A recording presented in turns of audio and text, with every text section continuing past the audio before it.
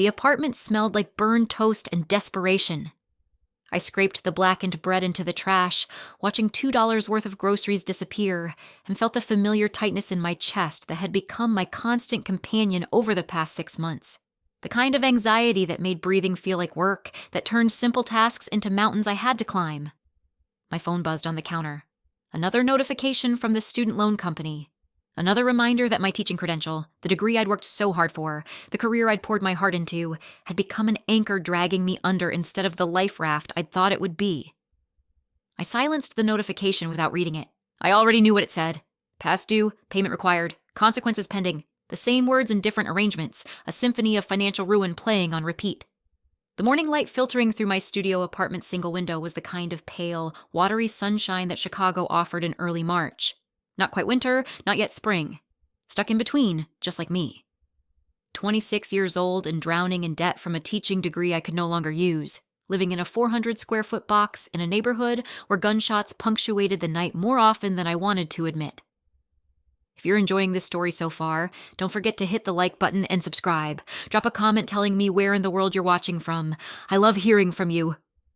I pulled my dark hair into a ponytail, studying my reflection in the bathroom mirror that was too small to show more than my face. Dark circles under my hazel eyes that no amount of concealer could fully hide. Cheekbones that had become more pronounced over the past months as food became optional, as paying rent took priority over eating well. I looked tired. I looked broke. I looked exactly like what I was, a woman barely surviving. My phone rang. A number I didn't recognize, but I answered anyway. When you're this desperate, you answer every call, every opportunity. Ms. Harper? The voice was female, professional, with an accent I couldn't quite place. This is Sophia Ricci. I'm calling about the nanny position you applied for through the Child Care Connections agency. My heart jumped. I'd applied for 17 different positions over the past 2 weeks, casting my net as wide as possible. Nanny, tutor, au pair, anything that would use my teaching background without requiring the credential I could no longer afford to maintain, anything that would pay enough to keep me housed and fed. Yes, I said, trying to inject energy into my voice, to sound like someone you'd want caring for your children. Yes, I'm very interested. The family would like to interview you today, this afternoon if possible, 2 o'clock. The position is live-in, which I understand was one of your requirements. Live-in. That meant room and board. That meant I could sublet this apartment, use that money to chip away at the debt. That meant survival. 2 o'clock is perfect, I said. Can you give me the address? There was a pause. The driver will pick you up at 1:30. Please be ready and waiting outside your building. The family values punctuality and discretion. The formality of it, the careful wording, should have been my first clue, but I was too focused on the lifeline being offered to question the hand extending it. She gave me basic details. A single father. 1 child, a 3-year-old boy. Previous nanny had left suddenly. They needed someone immediately. Someone who could start as soon as tonight if the interview went well. The salary she quoted made my breath catch. It was 3 times what I'd made teaching, enough to not just survive, but to actually start rebuilding. I'll be ready, I promised. After she hung up, I stood in my apartment trying to decide what to wear to interview for a position with a family wealthy enough to send a driver, wealthy enough to pay a nanny more than most teachers made. I settled on the only professional outfit I still owned, black slacks that were slightly too loose now, a cream blouse that I'd bought for my teaching interviews 2 years ago, a cardigan that hid the fact that the blouse's buttons were straining slightly from one too many dryer cycles. I looked respectable, professional, like someone you could trust with your child. I had no idea I was about to walk into a world where trust was currency, and I'd just been hired into the household of one of Chicago's most dangerous men. The car that pulled up at exactly 1:30 was not what I expected. I'd been imagining maybe a nice sedan, something practical but upscale. Instead, a black Mercedes SUV with tinted windows slid to the curb, its engine purring with the kind of quiet power that spoke of serious money. The driver who emerged was not what I expected either. Mid-40s, built like he spent more time in a gym than behind a wheel, wearing a suit that fit too well to be off the rack. His eyes swept the street with the kind of awareness that made the hair on the back of my neck prickle. This wasn't just a driver. This was security. Ms. Harper. His voice was gravelly, professional. I'm Tony. I'll be taking you to the Moretti residence. Moretti. The name meant nothing to me. I'd only been in Chicago for 3 years. Moved here for my teaching position from a small town in Wisconsin, where the most exciting thing that happened was the county fair. I was still learning the city's geography, its neighborhoods, its families both legitimate and otherwise. I climbed into the back seat, immediately enveloped in leather and luxury. The interior smelled like expensive cologne and something else, something I couldn't quite identify. Power, maybe. The scent of money so old and established it had its own fragrance. Tony drove in silence, which suited me fine. I was too busy trying to calm my nerves, too busy rehearsing answers to potential interview questions. Why did you leave teaching? Financial reasons, which was true. Budget cuts, which was a lie. I'd left because I'd refused to pass a student who'd plagiarized his entire final paper, a student whose father was on the school board, and suddenly my teaching credential was under review, and I was encouraged to resign before things got messy. Principals, it turned out, were expensive. We drove north, the neighborhood shifting from my shabby area to increasingly upscale blocks. Then we turned onto Lakeshore Drive, and I understood. This family didn't just have money. They had the kind of wealth that bought lakefront property in Chicago, that commanded views of Michigan stretched out like an endless blue promise. The building Tony pulled up to was all glass and steel, modern architecture that somehow managed to feel both welcoming and intimidating. A doorman in a uniform nicer than my interview outfit rushed to open the car door. "Ms. Harper," he said, as if he'd been expecting me, as if my name had been on some list. "Welcome. Mr. Moretti is expecting you." The lobby was marble and minimalist art, the kind of space that made you whisper even though there was no one to disturb. An elevator required a key card to operate. Tony provided it, pressing the button for the penthouse. Of course it was the penthouse. "Some advice," Tony said as we rode up, his eyes on the numbers climbing.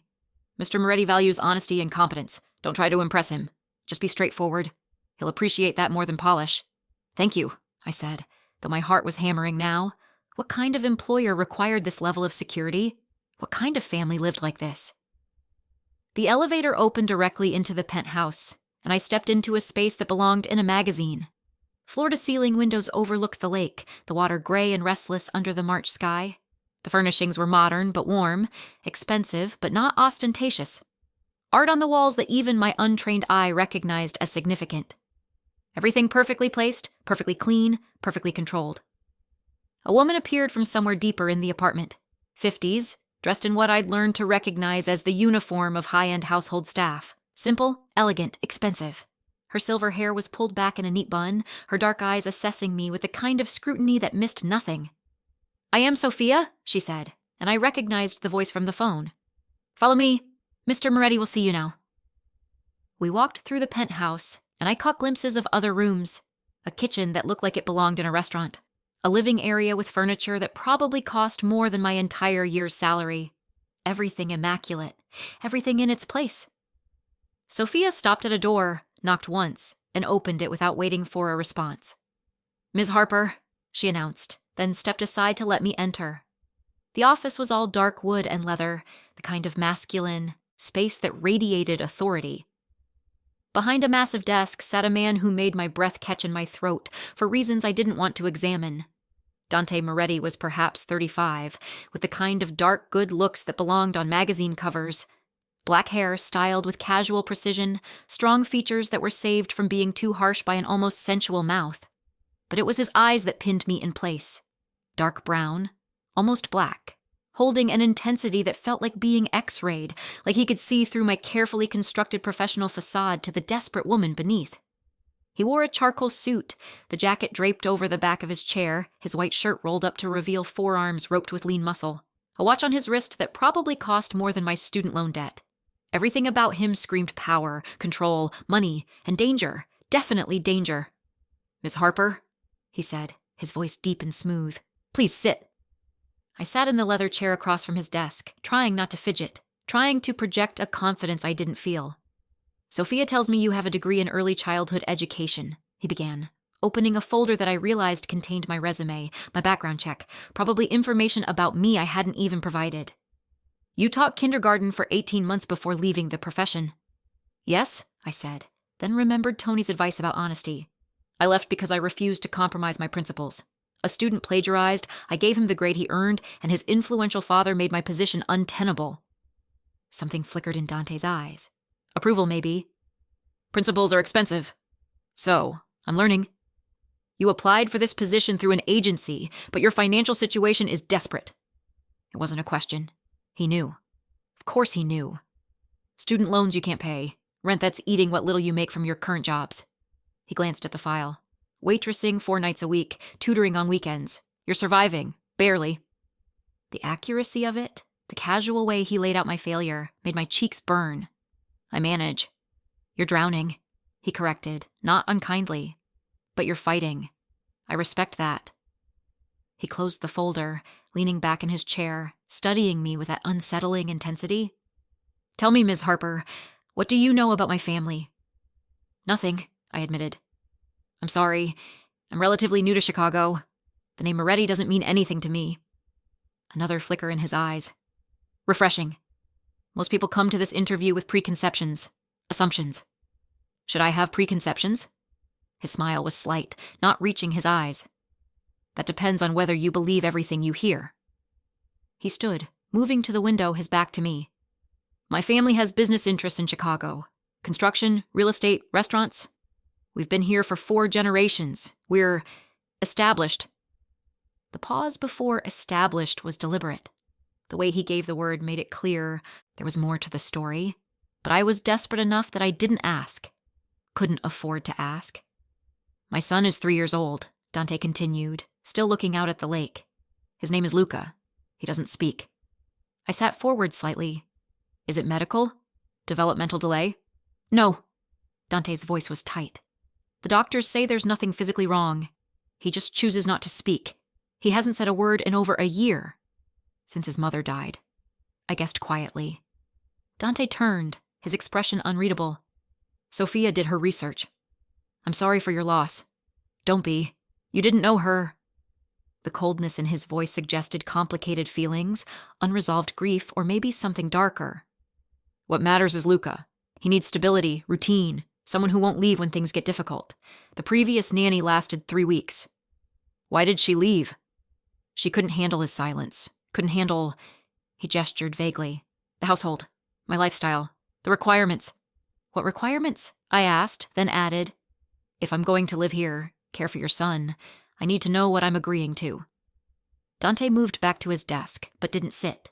Instead, he leaned against it, arms crossed, studying me. Luca doesn't leave this building without security. You would also have security any time you're with him outside these walls. There are people who would use my son to hurt me, so his safety is paramount. Security. People who would hurt a 3-year-old to get to his father. The implications were clear, even to someone as naive as I was about Chicago's underworld. You're asking me to care for a child who's a target? I said slowly. I'm asking you to care for a child who needs someone who won't give up on him. Dante's voice softened fractionally. Someone who'll sit with him in silence and not try to force him to be something he's not ready to be. Someone with patience and kindness and the kind of principles that got you fired from a job you loved. He was good. He knew exactly what buttons to push, exactly how to frame this as noble rather than dangerous. The salary is generous, he continued. You'd have your own suite, complete privacy, all meals provided, health insurance, and I'll pay off your student loans in full within the first year of employment. My breath caught. What? Consider it a signing bonus. You agree to 1-year minimum commitment and I'll clear your debt. Give you a clean slate. It was too much. Too good. There had to be a catch beyond the obvious danger, beyond the strange requirements. Why? I asked bluntly. Why so much? Why me? Dante was quiet for a long moment. Then he said, because 15 nannies have quit in the past year. Because my son needs someone who'll stay, who'll fight for him the way you fought for your principles, even when it cost you everything. Because you're desperate enough to take this job, but principled enough that I trust you with what matters most to me. He pulled a contract from his desk, drawer, set it in front of me. Read it. Take your time. If you agree, you can start tonight. If not, Tony will drive you home and will never speak of this again. I picked up the contract, my hands shaking slightly. The terms were clear. 1-year minimum commitment, room and board provided, generous salary, student loans paid in full after 30 days of employment. Duties included all child care for Luca, educational activities, meal supervision, standard nanny responsibilities, but there were other clauses. Non-disclosure agreements, security protocols, restrictions on communication with outside parties about household details. The language was careful, legally airtight, and vaguely threatening in its thoroughness. This was a family with secrets, serious secrets. I looked up at Dante, who was watching me with that same intense focus. If I sign this, what am I really agreeing to? To care for my son, he said simply. Everything else is just insurance, protection for both of us. And if I want to leave before the year is up, then you forfeit the loan payoff and any additional compensation beyond base salary. His expression hardened slightly. But you be free to go. I don't keep anyone here against their will, Miss Harper. I'm many things, but I'm not a jailer. I believed him, though I couldn't say why. Maybe it was the way he spoke about his son, the vulnerability that crept into his voice. Maybe it was my own desperation looking for reasons to say yes, or maybe it was the challenge in his eyes, the unspoken question, are you brave enough? Are you strong enough? Are you desperate enough? The answer to all three was yes. Where do I sign? I asked. An hour later, I was back in my apartment, packing the few belongings that mattered. Sophia had given me the evening to collect my things and say goodbye to my old life. Tomorrow morning, I'd move into the Moretti penthouse and meet the silent 3-year-old boy who'd somehow become my responsibility. My phone rang. My mother, calling from Wisconsin for our weekly obligatory check-in. "Claire," she said when I answered, her voice already carrying that note of disappointment that had become her default tone with me. "Please tell me you found a real job. This waitressing thing is beneath you." "Actually, I have good news," I said, folding clothes into my battered suitcase. "I got a position as a private nanny. Live-in, great salary, benefits. It's exactly what I needed." A nanny. The word dripped with judgment. "You have a degree in education, Claire. You should be in a classroom, not changing diapers for some rich family." "The rich family is paying enough that I can clear my student loans within a year," I said, keeping my voice even. "And the child needs specialized care. It's challenging work, Mom. Important work. It's not what we paid for you to study." A sigh. "But I suppose beggars can't be choosers. Who's the family?" "The Morettis. They own businesses in Chicago." The silence on the other end was profound. Then, carefully, "Claire, what kind of businesses?" "I don't know. Construction, real estate. Why?" Moretti is a very old Italian name. In Chicago, old Italian families often have connections. "What kind of connections?" I asked, though ice was already forming in my stomach. "The kind you don't ask about." My mother's voice was tight. "Claire, please tell me you researched this family before accepting a position in their home." I hadn't, of course. I'd been too desperate, too focused on the money and the way out it represented. "I'm sure it's fine," I said, trying to convince myself as much as her. "They're just a wealthy family who needs help with their son." "Wealthy families don't offer to pay off student loans as a signing bonus," my mother said bluntly. "Not unless there's a reason people don't want to work for them. Please, Claire, reconsider. Come home. Your father and I can help you figure something else out." "I signed a contract, Mom. I gave my word. Contracts can be broken. Not mine." The principles that had cost me my teaching job wouldn't let me back out now, wouldn't let me be the kind of person who made promises she didn't keep. "I'll be careful. But I'm doing this." Another sigh, this one heavier. "Then call me every week. Promise me. If anything seems wrong, if you feel unsafe, you leave immediately. Do you understand?" "I understand." After we hung up, I pulled out my laptop and did what I should have done before the interview. I searched Moretti Family Chicago. The results made my blood run cold. Article after article, stretching back decades. Federal investigations, racketeering charges, connections to organized crime. The Moretti family wasn't just wealthy. They were powerful in ways that had nothing to do with legitimate business. They were one of Chicago's old families, the kind where family was both noun and euphemism. Dante Moretti had taken over as head of the family 3 years ago after his father's death. There were photos of him at charity events, at restaurant openings, at construction site groundbreakings, always in a perfect suit, always surrounded by men who looked like Tony, always with that same controlled expression that gave nothing away. And there were other photos, police investigations, federal raids, witnesses who disappeared, a world of violence and power that operated in the shadows of the city's gleaming facade. I'd agreed to live in the home of a Mafia boss. I'd agreed to care for the son of a man whose world was built on things I couldn't even fully comprehend. I should have called Sophia, should have found a way out of the contract, should have run back to Wisconsin and my parents' disappointed but safe embrace. Instead, I continued packing. Because beneath the fear, beneath the shock, was a strange kind of clarity. I'd spent my whole life playing it safe, following the rules, doing what was expected. And where had it gotten me? Broke, alone, barely surviving, in a city that didn't care if I lived or died. Maybe it was time to stop playing it safe. Maybe danger came in different forms, and the slow death of poverty and broken dreams was worse than the acute risk of working for a family like the Morettis. Or maybe I was just desperate enough to rationalize anything.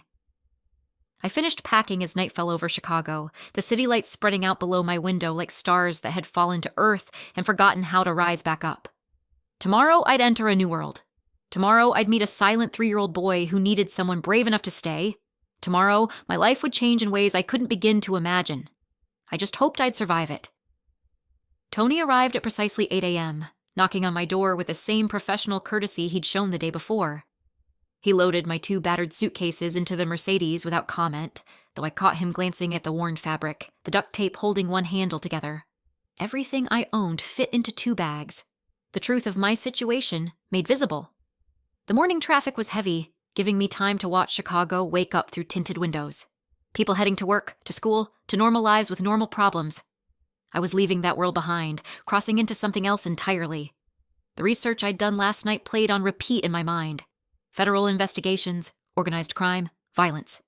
"Mr. Moretti is a good man," Tony said suddenly, breaking the silence. His eyes found mine in the rearview mirror. "I know what you found when you searched his name. Everyone does that research eventually, but knowing about someone and understanding them are different things." "Is this where you tell me not to believe everything I read?" I asked, unable to keep the edge from my voice. "No. This is where I tell you that everything you read is probably true, but it's not the whole truth." He navigated around a delivery truck. "The world isn't as simple as good and bad, Ms. Harper. Sometimes it's just survival. Different ways of surviving different circumstances." "That sounds like rationalization." "Maybe, or maybe it's just reality." He pulled up to the building's entrance. "Either way, that little boy upstairs. He's innocent. He didn't choose this world. He's just trying to survive in it like the rest of us." The doorman greeted me by name again, and I realized that everyone in this building had been briefed about my arrival. How many of them worked for Dante Moretti? How many were part of his organization rather than simple building staff? Sophia met me at the penthouse elevator, her expression as neutral as the day before. "Good morning, Ms. Harper. I trust you slept well?" I hadn't. I'd barely slept at all. But I nodded. "Mr. Moretti is in a meeting and will be occupied most of the day," she continued, leading me through the penthouse. "I'll show you to your quarters first, then introduce you to Luca." My suite was larger than my entire studio apartment had been. A bedroom with a queen-sized bed and furniture that looked antique and expensive. A sitting room with a couch, desk, and bookcases. A bathroom with a soaking tub and shower that could fit 3 people. Windows overlooking the lake, the water gray and restless under heavy clouds. "Your things will be unpacked for you," Sophia said. "I can do that myself." She gave me a look that suggested I was being ridiculous. "Mr. Moretti employs household staff for a reason. Let them do their jobs, and you focus on yours." "Fair enough." "Luca's suite is next door," she continued, opening a connecting door I hadn't noticed. "So you can hear him if he needs you during the night. His bedroom, his playroom, and his bathroom are all connected. Everything he needs is contained in this wing." The room beyond was decorated for a child, but with the same expensive taste as the rest of the penthouse. Muted colors, high-quality furniture, toys that looked educational and carefully selected. A bookshelf filled with children's books in both English and Italian. A small table set up with art supplies. And in the middle of the playroom, sitting cross-legged on a plush rug, was the most beautiful child I'd ever seen. Luca Moretti had his father's dark hair and olive complexion, but his eyes were different. A striking hazel green that must have come from his mother. He wore small jeans and a sweater that probably cost more than my entire wardrobe, and he was focused intently on building something with wooden blocks, his small face serious with concentration. He didn't look up when we entered. "Luca," Sophia said, her voice gentle. "This is Ms. Claire. She's going to be taking care of you now." Nothing. No acknowledgement that he'd heard. No reaction at all. Just continued stacking blocks with careful precision. "He's been like this all morning," Sophia murmured. "Some days are better than others. Today seems to be a quiet day." I moved slowly into the room, not approaching Luca directly, but settling onto the floor a few feet away from him. Close enough to be present, far enough to not be threatening. "Hi, Luca," I said softly. "Those blocks look interesting. Are you building something specific?" No response, but I caught the slightest hesitation in his movements, a momentary pause that suggested he'd heard me even if he wouldn't acknowledge it. Sophia watched for a moment, then nodded as if I'd passed some test. "His schedule is posted on the refrigerator in the kitchen. Breakfast at 8, lunch at noon, dinner at 6, snacks mid-morning and mid-afternoon. He's particular about routines. Disruptions upset him." "Understood. I'll leave you to get acquainted." She moved toward the door, then paused. "He hasn't let anyone touch him since his mother died. Not even Mr. Moretti can hold him anymore, so don't take it personally if he pulls away." After she left, I sat quietly, watching Luca build. He created a structure that was impressively complex for a 3-year-old. Walls, and towers, doorways, and windows, everything symmetrical and precise. His small hands moved with confidence, never fumbling, never making mistakes that needed correction. "I used to teach kindergarten," I told him conversationally, not expecting a response. "I had 23 students, and every single one of them was different. Some liked to talk all the time, so much talking. But some liked to be quiet, to think without words. Both ways are okay, you know. There's no rule that says you have to talk if you don't want to." A block slipped from his fingers, clattering against the others. Luca's whole body tensed, and for a moment I thought he might cry, might have some reaction. But he simply picked up the fallen block and placed it back exactly where it had been. I spent the next hour just being present, occasionally commenting on what he was building, but never pushing for interaction. When Sophia appeared with a snack, sliced apples and cheese cut into perfect squares, Luca abandoned his blocks immediately and went to the small table, sitting with the kind of rigid posture that spoke of rules firmly established. "Do you want me to sit with you?" I asked, staying on the floor. He didn't answer, but he didn't seem upset when I joined him at the table. We ate in silence, and I noticed how carefully he chewed each bite, how he wiped his fingers on his napkin after every few pieces of apple. Everything controlled, everything managed. This was a child who'd learned to contain himself, to make himself small and manageable in a world that had hurt him too badly for his young mind to process any other way. After snack time, Sophia showed me the daily routine in detail. Bath time at 6:30, stories at 7, lights out by 7:30. Luca's preferences for food. Nothing spicy, nothing with unexpected textures. His favorite books, anything with animals, especially dinosaurs. His routines. The same cup for water, the same plate for meals, the same order for getting dressed. "Mr. Moretti usually spends time with Luca after dinner," Sophia added. "He reads to him, sits with him. It's important to the Don that he maintain that connection, even though Luca doesn't respond." The Don. The casual way she used the title, the same title that had appeared in all those articles I'd read. Don Dante Moretti, head of one of Chicago's most powerful crime families. And I was now living in his home, caring for his son. The reality of it hit me in waves throughout that first day, when Tony appeared to discuss security protocols for any outings with Luca, when I noticed the cameras in corners, the way staff moved with awareness of their surroundings that went beyond normal household efficiency, when I heard voices from elsewhere in the penthouse, men speaking in rapid Italian, words I couldn't understand but tones I recognized as serious, important, possibly dangerous. By evening, I was exhausted from the tension of pretending everything was normal, from the effort of being present with Luca while my mind spun through everything I'd learned and everything I'd agreed to. Bath time was its own challenge. Luca allowed me to run the water and add bubbles, but he undressed himself behind a privacy screen Sophia had pointed out, and he clearly expected me to turn my back until he was safely in the tub. The boundaries were firm, established long before I arrived. I sat on the closed toilet lid while he played in the bubbles, making no noise, just moving plastic boats around with the same focused intensity he'd shown with the blocks. "My mom used to read to me during bath time," I said, watching him. "She'd sit exactly where I'm sitting and read these long stories about princesses and dragons. I loved it. The water would get cold and my fingers would turn all wrinkly, but I wouldn't want to get out until the story was finished." Luca glanced at me, just for a second. The first direct eye contact we'd had all day. Then he returned to his boats. Progress. Small, but real. After bath, after pajamas that he put on himself while I waited outside the bathroom door, we went to his bedroom. The bed was a small 4-poster with curtains that could be drawn, creating a cozy cave. Luca climbed in without prompting, and I noticed the stuffed animal already positioned on his pillow, a worn elephant that had clearly been loved for longer than his 3 years. "What should I read tonight?" I asked, gesturing to the bookshelf. He didn't answer, but his eyes moved to a specific book. I retrieved it, a story about a baby dinosaur looking for his family. The irony wasn't lost on me. I read slowly, doing voices for the different characters, showing him the pictures even though he probably had them memorized. Halfway through, I heard footsteps in the hallway. Heavy, measured, familiar somehow, though I'd barely heard them before.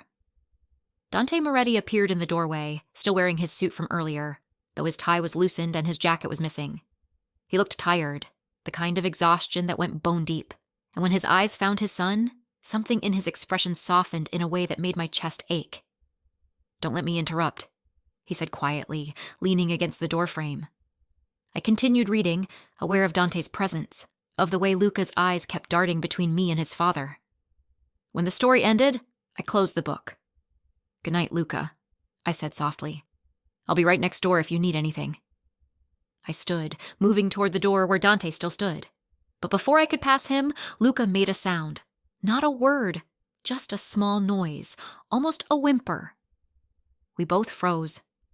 Luca was sitting up in bed, his elephant clutched to his chest, and his eyes were wide, almost panicked. His small hand reached out, not toward his father, but toward me. "It's okay," I said, staying where I was. "I'm not going far, just to my room." Another sound, more urgent this time. His hand opened and closed in that universal gesture children make when they want to be held, when they need comfort. "Miss Harper," Dante said, his voice strange. "I think he wants you to stay." I looked at him. This dangerous man with shadows in his eyes and his son's desperate need written across his face. "Is that okay? If I stay until he falls asleep? Do whatever he needs." The words were rough, almost painful. "He hasn't asked for anyone since." He didn't finish, but he didn't need to. Since his mother died. Since his world had shattered and he'd stopped believing anyone would stay. I returned to the bedside, sitting in the chair positioned there. "I can stay for a while. Would that be better?" Luca nodded. Actually nodded. Not speech, but communication. Response. "Okay then, I'll stay." Dante watched from the doorway, and I felt his gaze like a physical weight. This moment meant something. Something significant in the silent language between father and son, in the careful world they'd built around trauma and loss. Luca laid back down, his elephant tucked against him, his eyes on me. I hummed softly, a lullaby I remembered from my own childhood, and gradually his eyes grew heavy. His breathing evened out. He slept. I stayed for another 10 minutes, making sure he was truly asleep before standing carefully and moving toward the door. Dante was still there, still watching. In the hallway, with Luca's door pulled almost closed behind us, Dante finally spoke. "He hasn't done that before. Asked someone to stay." "He didn't ask," I pointed out. "He doesn't talk. He communicated. He reached for you." Dante's dark eyes were unreadable. "That's more than he's done for anyone in over a year. Maybe he just needed a different approach. Less pressure. Maybe he needed someone who'll stay." The weight in those words suggested layers I didn't understand. "The last nanny tried to force him to speak, would withhold things until he asked for them verbally. She thought she was helping. That's cruel. Yes, I fired her when I discovered it." His voice hardened. "No one hurts my son. Not physically, not emotionally, not in any way." The threat was implicit but clear. Whatever else Dante Moretti was, whatever he did in his world of shadows and violence, his son was sacred, untouchable. "I would never hurt him," I said firmly. "That's not who I am. I know. I wouldn't have hired you otherwise." He moved past me, toward his own wing of the penthouse, then paused. "Thank you, Ms. Harper. For today. For giving him what he needed." "Claire," I said. "You can call me Claire." A slight smile, the first I'd seen from him. "Then you should call me Dante. Mr. Moretti is for business associates and people I don't trust." "And you trust me? With my son?" "Yes." The smile faded. "With anything else? That remains to be seen." He left me standing in the hallway, my heart beating faster than it should, my mind racing with questions I didn't have answers for. I returned to my own suite, closing the connecting door but leaving it unlocked in case Luca needed me during the night. The room was beautiful, comfortable, luxurious in ways I'd never experienced. But it also felt like a cage, gilded and soft, but still containing me. I'd made it through the first day. I'd connected with Luca in small but meaningful ways. I'd survived in the household of a man whose world was built on things I didn't understand and wasn't sure I wanted to. One day down, 364 to go. I just hoped I'd survive them all. The first week established our rhythm. Luca and I developed a comfortable silence, communicating through gestures and expressions more than words. He started sitting closer to me during activities, accepting my presence as part of his world. Small victories that Sophia praised when she thought I wasn't listening. Dante remained a distant figure during those early days. I'd see him in the mornings sometimes, already dressed for the day, drinking espresso while reading something on his phone. He'd nod at me, ask how Luca had slept, then disappear into his office or leave the penthouse entirely. But every evening, without fail, he'd appear at Luca's bedtime. He'd read the second story, his deep voice gentle as he went through the familiar tales. Luca never reached for him the way he'd begun reaching for me, but he'd watch his father with those solemn eyes, and something in Dante's expression during those moments was so raw it hurt to witness. The penthouse itself revealed its secrets slowly.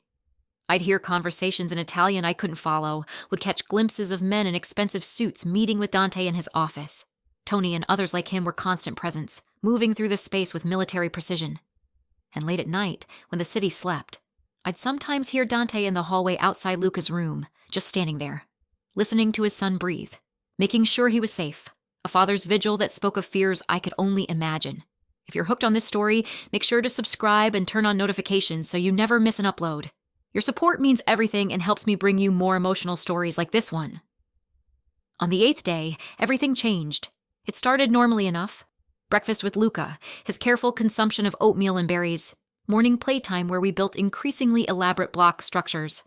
A walk through the penthouse since it was raining too hard for the rooftop garden Tony had said we could sometimes access. We were in the living room, Luca playing with toy cars on an elaborate track Sophia had set up, when raised voices erupted from Dante's office. The door was closed, but sound carried in the open space of the penthouse. "Can't keep operating like your father did." A man's voice, angry and insistent.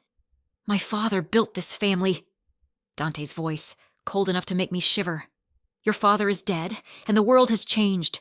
The feds are watching everything now. We need to be smarter. Don't presume to tell me how to run my family." The threat in those words was unmistakable. I moved toward Luca, instinctively wanting to shield him from whatever was happening, but he seemed unconcerned, focused on his cars. The office door opened. A man emerged, 50s, expensive suit, face red with anger or maybe fear. He saw me and Luca, and something in his expression shifted to calculation. "So this is the new nanny," he said, his eyes traveling over me in a way that made my skin crawl. "Pretty. Very pretty. Dante always did have good taste in... Enough." Dante appeared in the doorway, his expression absolutely murderous. "You forget yourself, Carmine." "I forget nothing. I remember exactly how..." "Leave. Now. Before I do something we'll both regret." Carmine's jaw tightened, but he moved toward the elevator. Just before the doors closed, he looked back at me, and the calculation in his eyes made my blood run cold. Dante stood rigid for a moment, then seemed to force himself to relax. He ran a hand through his hair, a gesture so human and frustrated it was jarring after the ice in his voice. "I apologize," he said, moving into the living room. "You shouldn't have been subjected to that. Who was he? No one you need to concern yourself with. Dante." I stood, keeping my voice low so Luca wouldn't be disturbed. "If someone in your organization is going to look at me like that, I think I have a right to be concerned." He was quiet for a moment, then nodded slowly. "Carmine Russo. He was my father's consigliere, his most trusted advisor. He thinks that position gives him privileges it doesn't, including the right to speak however he wants about whoever he wants. And does it? Give him privileges? Not anymore." Dante's voice was flat. "After today, his position is... diminished. Because he was rude to me. Because he challenged me in my own home and then insulted someone under my protection." Dante's eyes found mine. "You live in my household, Claire. That makes you family in the ways that matter. No one disrespects my family, not even Carmine." The possessiveness in his tone should have frightened me. Instead, it made something warm unfurl in my chest, something dangerous and foolish. "I can handle rude men," I said. I was a teacher, remember? Dealing with entitled people is part of the job description. A ghost of a smile. I'm sure you can, but you shouldn't have to. Not here. A sound from behind us made us both turn. Luca had abandoned his cars and was standing, looking between us with an expression I couldn't quite read. Then he moved. Not toward his father, but toward me, his small arms wrapping around my legs in a hug that was fierce and desperate and completely unexpected.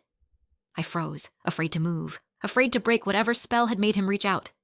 Carefully, slowly, I rested my hand on his dark hair. It's okay, I murmured. Everything's okay. When I looked up, Dante's expression was something I'd never seen before. Wonder mixed with pain, hope mixed with fear. His son was hugging someone for the first time in over a year, and the someone wasn't him. The moment stretched, fragile and precious. Then Luca pulled back, returning to his cars as if nothing had happened. But everything had happened. We all felt it. He trusts you, Dante said quietly.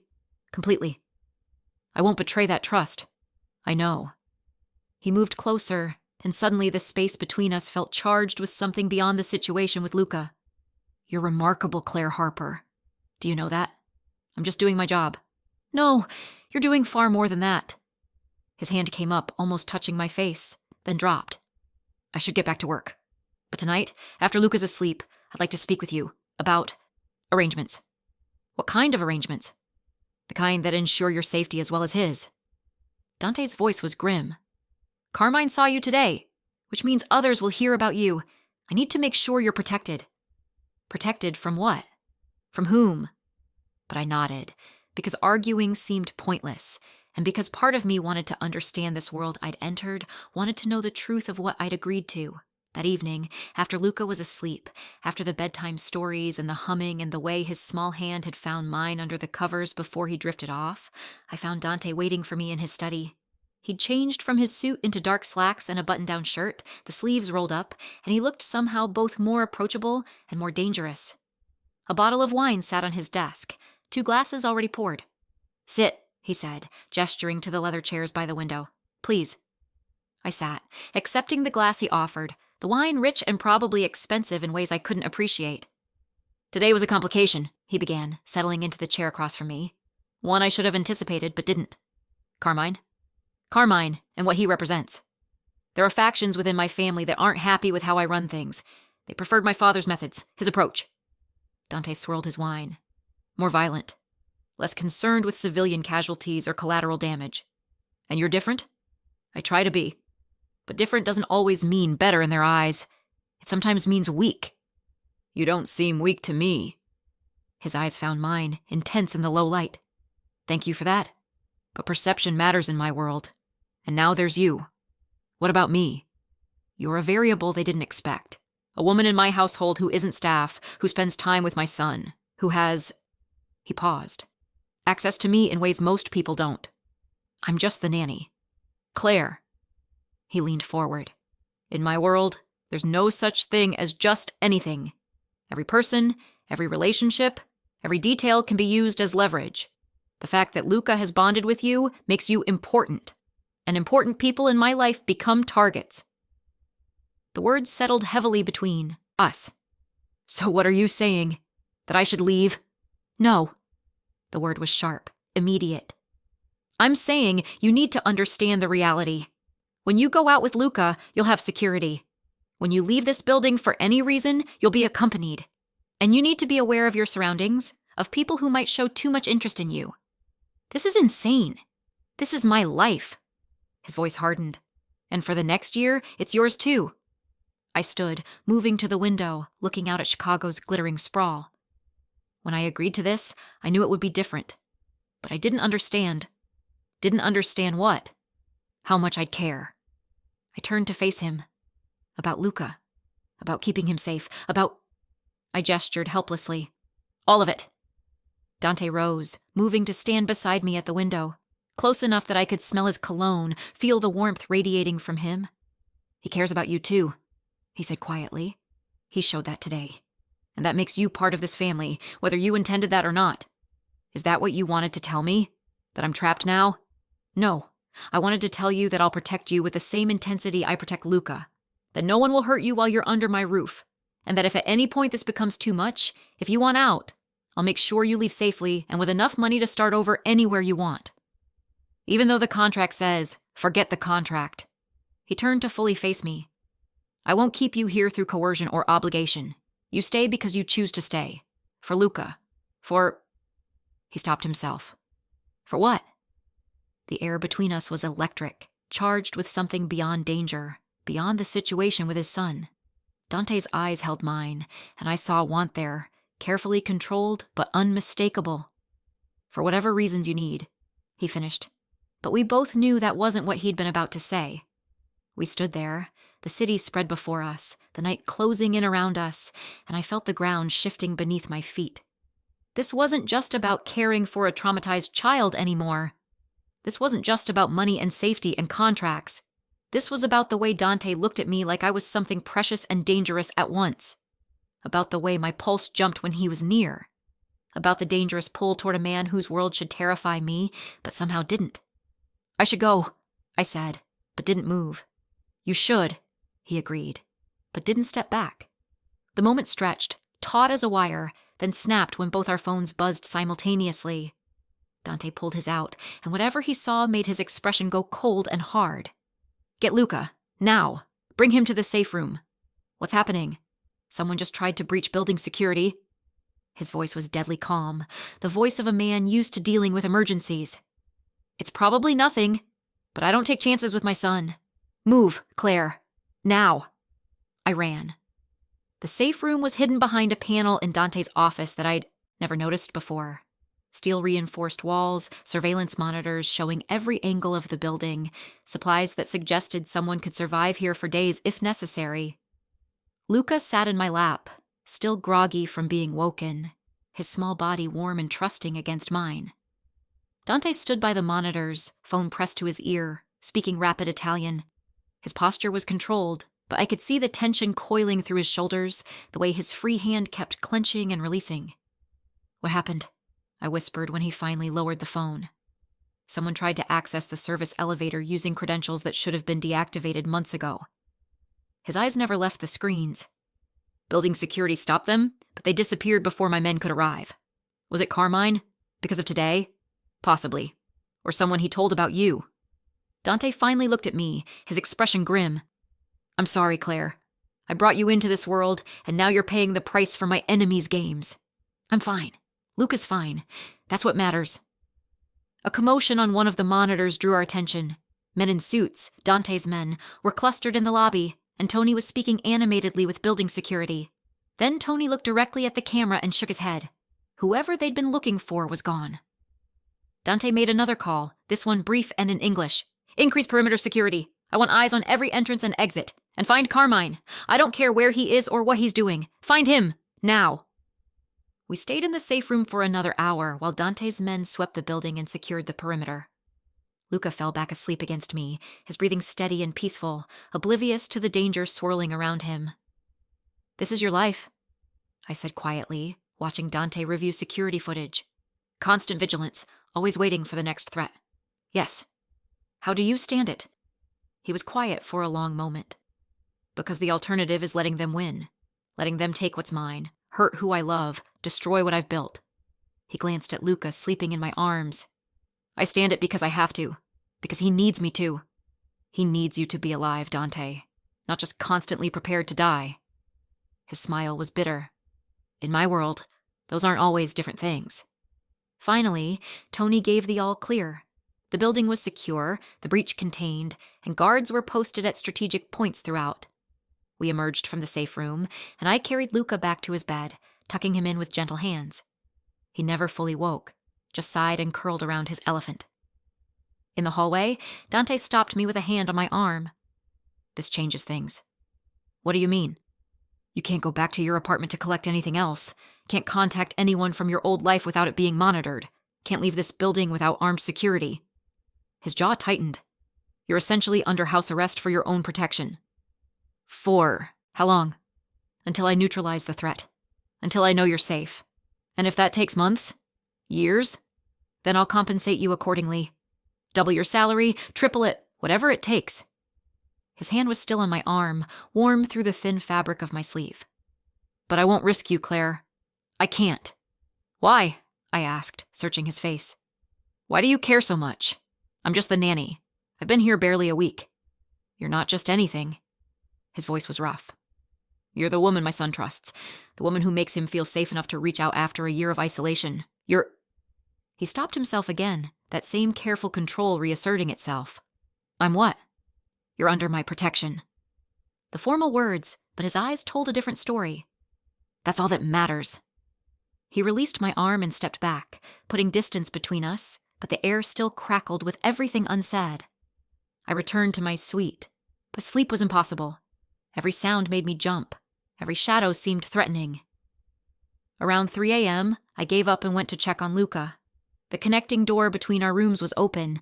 I'd left it that way after bringing him back from the safe room, and I could see him sleeping peacefully. But there was someone else in the room. Dante sat in the chair beside Luca's bed, still dressed, watching his son sleep with an expression of such naked love and fear that I felt like an intruder witnessing something too private for outside eyes. He's safe, I said softly from the doorway. For now. Dante didn't look at me. But tomorrow, next week, the threats never end, Claire. They just evolve. And now you're part of what I have to protect. I can handle myself. I've seen too many people who thought that. His voice was hollow. My wife thought it too. Kiara was brilliant, fierce, so confident in her ability to navigate dangerous situations. She was a defense attorney, dealt with dangerous men every day. She thought she understood the risks. This was the first time he'd really mentioned Luca's mother. I moved into the room slowly, sitting on the floor near his chair but not too close. What happened to her? I asked quietly. Car bomb. Meant for me, but she'd borrowed my car that day. Hers was in the shop, and she had a meeting across town. His hands clenched into fists. She died instantly. At least that's what they told me. I choose to believe it was instant, that she didn't suffer. God, Dante, I'm so sorry. Luca was with my sister that day. If he'd been in the car seat like he usually was... He couldn't finish. That's when he stopped talking. It took him 3 days to even cry. He just went silent, like his voice died with his mother. And you blame yourself. I am to blame. She was in my car. Someone wanted me dead and killed her instead. That's not guilt, Claire. That's fact. He finally looked at me, and the rawness in his eyes was devastating. So yes, I'm keeping you locked in this building. Yes, I'm surrounding you with armed men. Yes, I'm taking every precaution, because I will not lose someone else He stopped abruptly. Someone else, you what? Someone else who matters to Luca, he finished, but we both heard the substitution, the word he'd swallowed. I stood, moved closer, until I was directly in front of him. Dante, I need you to hear this. I chose to stay. Even knowing the danger, even after tonight, I'm choosing this. For Luca, yes. But also because... I took a breath. Because I see what you're carrying. All this weight, all this responsibility, all this fear. And I want to help carry it. You don't know what you're saying. I know exactly what I'm saying. I'm not Kiara. I'm not naive about the risks. But I'm also not going to live in fear. If you need me locked up in this building to feel safe, fine. But don't shut me out emotionally because you're afraid of caring. I'm not afraid of caring. His voice was barely above a whisper. I'm terrified of it. Because everyone I care about becomes a target. Everyone I love ends up hurt. Then maybe it's time to stop letting your enemies dictate how you love. The words hung between us, bold and probably foolish, but true. Dante stared at me like I just said something in a language he'd forgotten he knew. Then he stood, and suddenly we were inches apart, his height making me tilt my head back to maintain eye contact. You should go back to your room, Claire. Why? Because if you stay here, if you keep looking at me like that, I'm going to do something we'll both regret. What if I wouldn't regret it? His control cracked. Just for a moment, I saw everything he'd been holding back. Want, need, fear, hope. Then he was kissing me, his hands framing my face with a gentleness that belied the intensity of his mouth on mine. I kissed him back, rising on my toes to eliminate the height difference, my hands fisting in his shirt. It was desperate and inevitable, and everything I'd been trying not to want since the moment I met him. When we finally broke apart, both breathing hard, Dante rested his forehead against mine. This is a terrible idea. Probably the worst, I agreed. You work for me. You're caring for my son. The power dynamics are completely inappropriate. I know. And my world will try to destroy you for this, for being close to me, for mattering. I know that too. He pulled back enough to look at me properly. Then why? Because Luca needs you whole, not broken by fear and isolation. And because... I cupped his face, feeling the stubble rough against my palm. Because I'm already in this, Dante. All the way in. Not just as the nanny, but as someone who cares about both of you more than is probably smart. Claire. A soft sound from the bed interrupted us. We both turned to find Luca sitting up, watching us with those solemn hazel eyes. How long had he been awake? What had he seen? Hey, sweetheart, I said softly, moving to the bedside. Did we wake you? Luca looked. Between us, his small face serious. Then he did something extraordinary. He reached out one hand to me and one to his father, wanting both of us. Dante's breath caught. He moved to the other side of the bed, taking Luca's small hand in his larger one, with a tenderness that made my throat tight. I took the other hand, and we stood there, the three of us connected, a family in formation. Stay, Luca whispered. The word was so quiet, I almost missed it. But Dante heard it too. His whole body went rigid, his eyes wide with shock. What did you say, Piccolo? He asked, his voice shaking. Stay. Louder this time, clearer. Luca's first word in over a year, and it was a plea for us not to leave him. We'll stay, I promised, my vision blurring with tears. We're both staying, baby. Right here. Dante and I looked at each other over Luca's head, and everything that had seemed complicated suddenly felt simple. This child needed us. Both of us. Together. We stayed until Luca fell back asleep, his hands still holding ours. Only then did we carefully extract ourselves and move to the hallway. He spoke, Dante said, like he couldn't quite believe it. After all this time, he spoke. He felt safe enough to speak, because he has both of us now. Dante pulled me into his arms, holding me with a fierceness that spoke of relief and fear and something deeper. I can't lose you, Claire. I can't lose either of you. Then don't. Fight for us. Keep us safe. But also let us in. Let us help carry the weight. I don't know how to do this, he admitted against my hair. How to be both who I am and who he needs me to be. Who you need me to be. You don't have to figure it all out tonight. We just take it one day at a time. We stood there in the darkened hallway, holding each other, and I felt the shift completing. This wasn't just a job anymore. This wasn't just temporary. This was my life now, my family, my future. However dangerous, however complicated, however impossible it seemed. The next 2 weeks passed in a strange bubble of domesticity and danger. Dante's men found Carmine. He'd been coordinating with a rival family, trading information about Dante's household security in exchange for promises of power when Dante was inevitably taken down. The betrayal was dealt with swiftly and, I suspected, violently, though Dante never gave me details. Some things you don't need to know, he'd said when I asked. Some things I need to keep separate from this. He gestured to the three of us at the breakfast table, Luca chattering now in both English and Italian, making up for months of silence with an avalanche of words. The transformation in Luca was miraculous. He talked constantly about his toys, his dreams, his memories of his mother that tumbled out in fragments. He'd climb into my lap and tell me elaborate stories, then demand that Papa read to him, then insist we all three cuddle together for afternoon naps. He was healing. We all were. Dante and I, and established our own rhythm. During the day, I was Luca's nanny, focused entirely on his needs. But after bedtime, after stories and songs and tucking in, we'd find each other. Sometimes in his study, talking over wine about everything and nothing. Sometimes in the living room, just sitting together in comfortable silence. And sometimes, when the city slept and our responsibilities were fulfilled, in his bedroom, learning each other with hands and mouths, and the kind of desperation that came from knowing how fragile happiness could be. I love you, he'd whispered one night, his body covering mine, his eyes intense in the darkness. I didn't mean to. I tried not to. But I love you, Claire. I love you too, I'd whispered back. Even though you're impossible and overprotective, and living with you is like living in a fortress. I'll try to be less overprotective. Don't lie to me. His laugh had been soft, rueful. Okay, I'll try to be less obviously overprotective. Better. Now, 4 months into my year commitment, everything had changed and nothing had. I still technically worked for Dante. I still cared for Luca. But I also slept in his father's bed more nights than not, wore a stunning diamond on my right hand that Dante had given me with shaking hands and words about forever.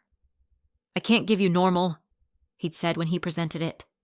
I can't promise that there won't be danger, that my world won't touch you, but I can promise that you'll be loved, protected, cherished, that Luca and I will spend every day trying to deserve you. I'd said yes. Of course I'd said yes. My mother had called yesterday, one of our carefully monitored weekly calls, and I'd tried to explain. You're engaged to a Mafia boss, she'd said flatly. Claire, this is insane. I know how it sounds. Do you? Because it sounds like you've lost your mind. Stockholm Syndrome. That's what this is. It's not Stockholm Syndrome. It's love, Mom. Complicated, imperfect, but real love. She'd sighed, the sound heavy with worry and disappointment. I hope you know what you're doing. I hope he's worth the life you're giving up. After we'd hung up, I'd sat looking out at the lake, wondering if she was right. If I was sacrificing too much, risking too much, for a man whose world was built on violence and a child who wasn't even mine. What are you thinking about? Dante had asked, finding me there. Whether I'm making a mistake, whether this is sustainable. He'd been quiet for a long moment. If you want to leave, I don't. That's not what I'm saying. I turned to face him. I'm just wondering if love is enough, if wanting this badly enough makes it possible. I don't know, he'd admitted, but I'm willing to find out. Are you? That was yesterday. Today was Luca's 4th birthday, and the penthouse was decorated with balloons and streamers, a cake from the most expensive bakery in Chicago sitting in the kitchen, presents piled high in the living room. Just family, Dante had insisted. My sister, her husband, their kids, Luca's cousins. A small celebration, safe and contained. But as I watched Luca tear into presents, his face lit with pure joy, his small voice shouting, "Look, Mama Claire! Look what Uncle Marco got me!" I felt something click into place. Mama Claire? He'd started calling me that a month ago, tentatively at first, then with growing confidence. And I'd realized that's what I was. Not his nanny, not his father's girlfriend. His mother, in all the ways that mattered. Dante found me in the kitchen as I was lighting candles on the cake. You're crying, he observed, wiping away a tear I hadn't realized had fallen. Happy crying. He called me Mama again. You are his mama. Dante's arms came around me from behind, his chin resting on my shoulder. In every way that matters. And soon... He paused. Soon I'd like to make it official, if you'll have us. Have you? Marry me. Not as my employee or my girlfriend, but as my wife. Luca's mother. My partner in everything. He turned me in his arms. I know it's fast. I know there are 1,000 reasons to wait.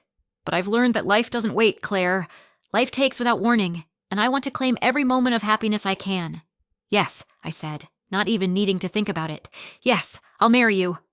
His kiss was interrupted by Luca running into the kitchen. Cake time! Cake time! Mama Claire! Papa! Everyone's waiting!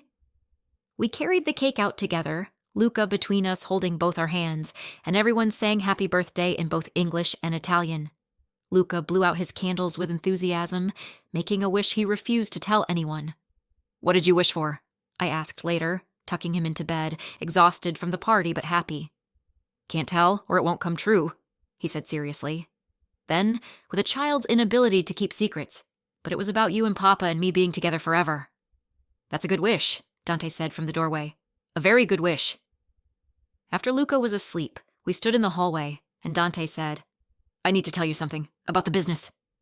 My stomach tightened. What? I'm stepping back. Not completely. I'll still be involved in the legitimate operations, but I'm turning over the other aspects to my underboss. I want to be present for Luca. For you. For the life we're building. Dante, you don't have to. I do. My father ran this family until it killed him. I won't make that same choice.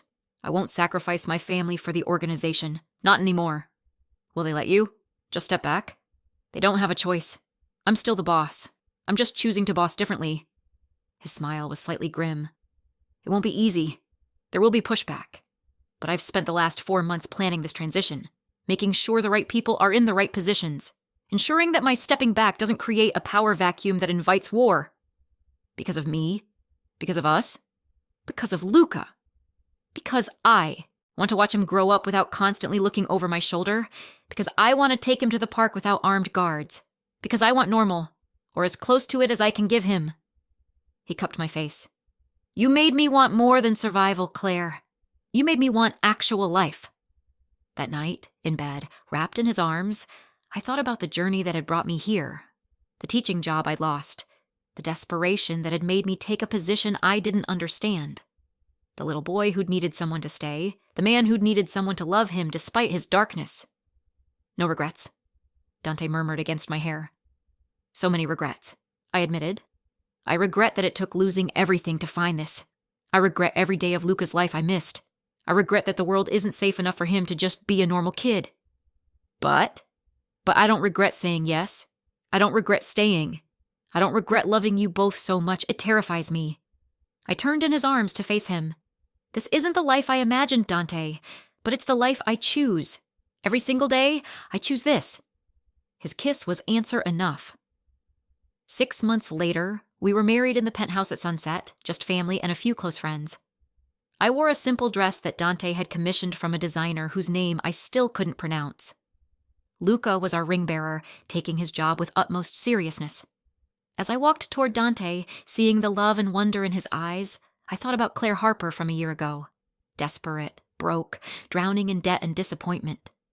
She wouldn't recognize the woman I'd become. She'd probably be horrified by the compromises I'd made, the world I'd accepted. But she also wouldn't understand the joy, the completeness, the way Luca's laugh could light up my entire day, the way Dante looked at me like I was the answer to prayers he'd been afraid to voice. I, Dante Moretti, take you, Claire Harper, to be my wife, he said when the moment came, his voice steady despite the emotion in his eyes. To love and protect, to cherish and honor in this world and whatever comes after. I, Claire Harper, take you, Dante Moretti, to be my husband, I replied, my voice breaking slightly. To love and support, to stand beside through whatever comes, to build a life and family worthy of the love we share. When he kissed me, Luca cheered loudly enough to make everyone laugh. The reception was small, elegant, perfect. As I danced with my new husband, his arms around me, his eyes on mine, I felt the weight of the past year, the fear, the danger, the impossible choices, all settling into something bearable. Later, much later, after guests had left and Luca was asleep, Dante and I stood on the terrace overlooking the lake. Mrs. Moretti, he said, testing out the name. How does it feel? Terrifying. Perfect. Like everything I never knew I needed. I love you. He pulled me close. I'll spend the rest of my life trying to deserve you. You already do. You both do. I thought of Luca sleeping peacefully, no longer afraid, no longer silent. We saved each other, Dante. All three of us.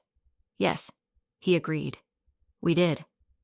As we stood there, the city spread before us, the future uncertain but ours to build, I thought about the title that had brought me here. Poor Nanny was ignored, until the Mafia boss heard his son call her Mommy and he went pale. The truth was more complicated, more beautiful than any title could capture. I hadn't been ignored. I'd been seen, completely and fully, by a man who valued actions over words and a child who'd needed someone to stay. And when Luca had called me Mommy that first time, Dante hadn't gone pale with shock. He'd smiled, that rare, genuine smile that transformed his harsh features into something beautiful. He'd smiled because his son was healing, because we were becoming something neither of us had thought possible. A family, not perfect, not safe, not normal by any traditional standard, but ours. Completely, impossibly, wonderfully ours. And in the end, that was enough. Thank you so much for watching until the end. If you loved this story, check out the other videos on your screen now. I think you'll really enjoy them. And don't forget to subscribe if you haven't already. See you in the next story.